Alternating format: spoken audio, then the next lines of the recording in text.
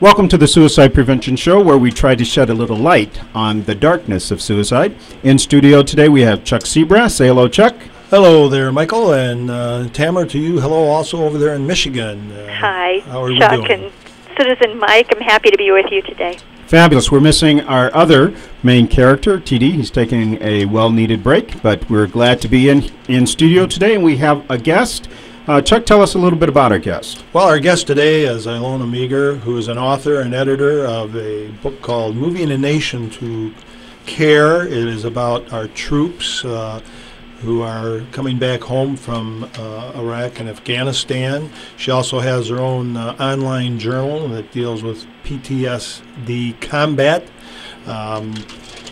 She's a citizen first who found a much-needed cause in our nation through some research she was doing, and it slowly evolved into a book. And Ilona, I guess we'll let you pick it up from there a little bit. Thanks so much for having me. Sure.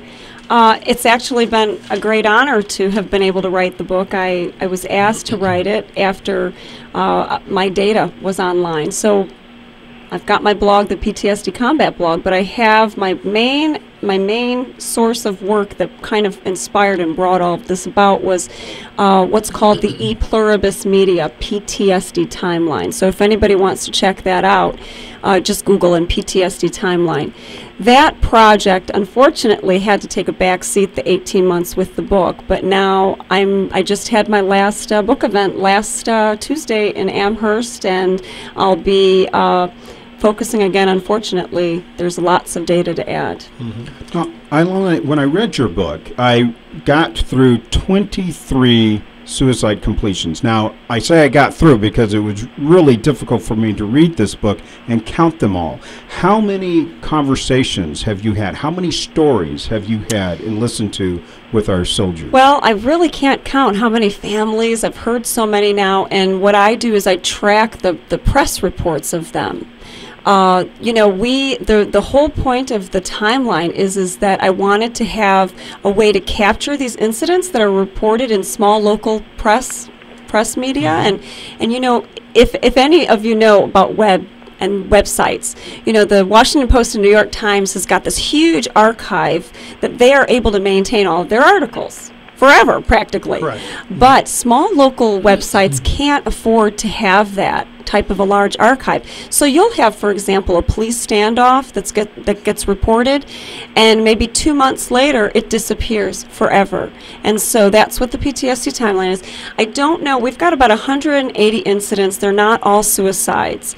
But let me give you a couple of things. Do I have just a minute to throw out some stats? Yeah. Right now, last year, the Army reported the largest suicide rate in its 26 years of keeping these records, and that's in the field. They had over 100, just the Army.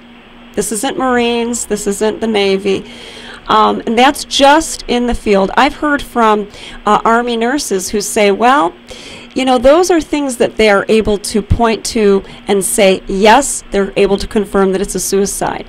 That doesn't include any of the events that happen at home here. For example, if somebody commits suicide and leaves a suicide note in the combat zone or here, we know, okay, it's a suicide. But if somebody in the combat zone or over here jumps in a vehicle and rams it into a wall, and if there's no suicide note, then we can't track that. We don't really know. So it's very hard to figure out what is happening, how many cases there are. Okay, so from your timeline, can you give us an idea of why these suicides are occurring? I recall that there's a stat in terms of the percentage of suicides has increased from like 1 out of 7 to, PTSD, yes. 1 out of 7 to 1 out of 3, and that PTSD is frequently linked to suicide completion. Why is that happening? I have a good example of one of the incidents that I hope will kind of illuminate it. A lot of research is now showing that these multiple deployments are adding multiple layers of stress and trauma onto those soldiers who are fighting. And here's an example of one incident that I tracked. There was a soldier that came home and returned. He did not take part of Haditha. But if your listeners remember, Haditha was, just a really, really horrific incident that had taken place. Some Marines had a convoy. An IED had blown up one of their Humvees, and one of the soldiers, their battle buddies, died, was blown up. A couple of other guys were injured but survived. And apparently, those troops kind of lost it. And in retaliation, they didn't have anybody really to fire at. They went after the quote-unquote enemy, and they ended up killing, I think, 24, 25 innocent civilians, children, older people, families, entire families. Now, when I tracked this case, the reason why I bring this case up is one of the soldiers, who was a very good friend of the soldier who had died, that sparked that incident.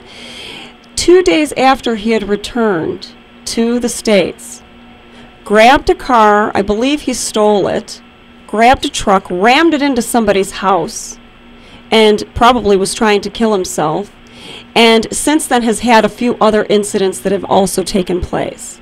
And he talked about that he was one of them that was had to take a camera and photograph all of the children and all of the remains of these people. Those soldiers in Haditha were on their third tour. The tour previous, they had served in Fallujah. And if you remember, Fallujah was the most intense fighting since Vietnam, a month-long fighting of just clearing a city. And that, I'm sure, has something to do with it. They had seen a lot of action. They were on their third deployment. That incident just kind of was a trigger. And there's a book called On Killing by Colonel Dave Grossman, and he talks about the event of needing to, when you're attacked, you need to release stress, and the act of firing a weapon helps to release it. Those troops, I'm not making excuses for them, but they may have just been reacting to the built-up stress and needing to release stress, and unfortunately, they did the wrong thing. So I'm wondering now, how often, or is it even allowed anymore for individuals to have multiple deployments? Oh, yes. Yes, they are. 3 or 4?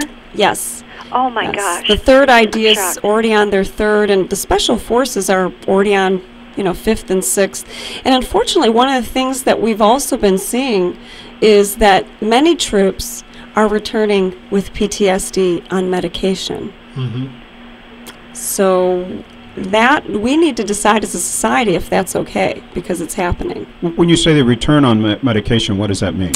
Well, they've returned home between deployments, gotten some help, and are given, I'm not a doctor, so there's all types of different types of medication that they can be given.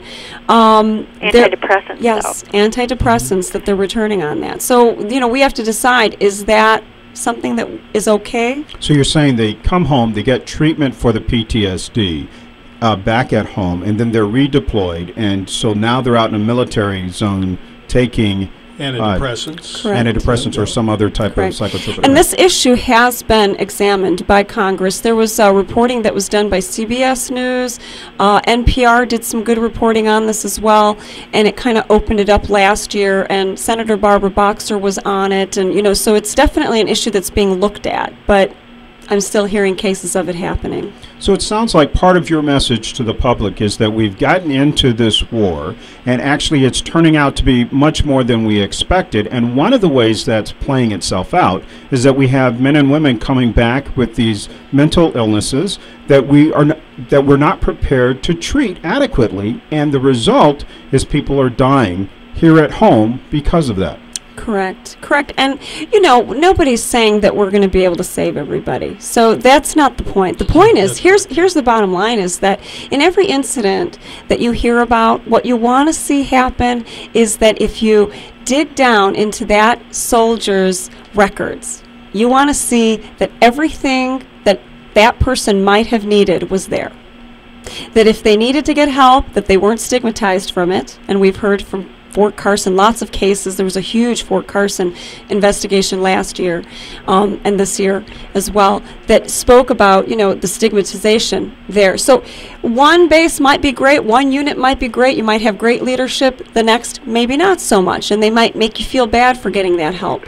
But you want to what you want to see is that with every incident that they were able to get every type of help possible, because of course they're doing this service for us, for our country. If you believe in the war or not, that's not the point. The point is that they're wearing our uniform. They're our brothers and sisters. These are people, you know, you grew up with down the block. We should care about them, even if it's not somebody that we're related to. We are related to them. We're all brothers and sisters here in America. And that's very true. And yes, like the war or not like the war, these are the folks that are coming back from being at the war, and we need to help take care of them. And the thing that I read quite often or hear about quite often is our government doing enough to help these people? You know, are they really getting the treatment they need? Is the medical side of the field prepared to handle this and equipped to handle it, and do we have the resources to handle it? So it is a big issue right now in our nation. I just want to throw in, because this is a great place to put in really what is happening in Congress, okay? Good. So we've got all sides agree now. President Bush agrees, the Republicans agree, the Democrats agree, everybody agrees the VA is underfunded. Let's get some more money in there. Well, then why do we have the Veterans Administration budget was supposed to be approved by October 1st? We are past it. We don't have a veterans. So meanwhile, here we are, another month of the Veterans Administration underfunded. And well, bigger than that, too. Today, President Bush asked for $46 billion in additional from Congress for trucks and maintenance repair. And probably none of that money is going to go toward VA hospitals, but people have the opportunity, pick up your phone and call your senators, your representatives, and speak your voice. That's Ask for money, a portion of that money to go to the VA hospitals. There's that. There is a really, really important legislation. You know, here we are, presidential season. I mean, it's been for a year, right? We're already presidential season. It's been so long. But there's a really great bill called the Lane Evans Veterans Health and Benefits Improvement Act. It's this comprehensive bill that will really, really give support where the troops need it when they return. And it only has 15 co-signers. Now, Senator Barack Obama is one of them. Senator Hillary Clinton hasn't signed. So we need to pressure where we can, you know, use the system where we can, and we need to ask those people who are in the Senate, we should ask all of our, you know, all the people running for president, what are you going to do about this? But we can certainly pressure the people who are in the Senate right now to do the right thing. Ilona, where are some of those sites that people can go to online and educate themselves and get some smarts about this, so that then they can make some educated calls and speak up? Sure. Of course, there's my blog. So there's PTSD, Combat, Winning the War Within. But I would say Iraq and Afghanistan Veterans of America, it's IAVA.org, I believe, but just put it in Google, IAVA, and you'll get there. They are doing incredible, incredible work. And support means, yes, calling senators, but if you're busy, you know, toss $25 to IAVA. They're doing this heavy, heavy lobbying, and they're in Washington all the time. National Center for PTSD is great information that comes straight from the Veterans Administration. So there's a lot of great resources, and with our internet, we can tap into them. You're listening to 1360 WLBK Suicide Prevention Show. We are visiting with Ilona Meagher, who has written a book called Moving a Nation to Care, Post-Traumatic Stress Disorder and America's Returning Troops. Ilona, thank you. Stay tuned. We'll be right back.